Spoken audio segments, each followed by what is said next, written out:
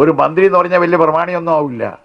മന്ത്രി വരും പോവും, അതൊരു പ്രമുഖനൊന്നും ആവണ്ട, വിവരവും വേണ്ട.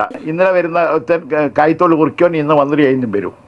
കേട്ടാ, മാധ്യമങ്ങൾ വിമർശിക്കുന്നത് എന്തിനെയാണ്? തെറ്റിനെയാണ്, അല്ലാതെ ആ വ്യക്തിയെയല്ല. ഈ അറിയാവുന്ന കാര്യങ്ങൾ, നിങ്ങൾക്കറിയാവുന്ന കാര്യങ്ങൾ മറ്റൊരാളുടെ വായിൽ നിന്ന് കേൾക്കുമ്പോൾ ഇത്രയ്ക്ക് അസഹിഷ്ണുത എന്തിനാണ്? നിങ്ങളെ നിങ്ങളാക്കിയത് ഇവിടെയുള്ള ജനങ്ങളാണ്. അവർക്ക് നിങ്ങളിലുള്ള വിശ്വാസമായിരിക്കാം നിങ്ങളിൽ അലങ്കരിക്കുന്ന ഉന്നത സ്ഥാനങ്ങളും പല പദവികളും.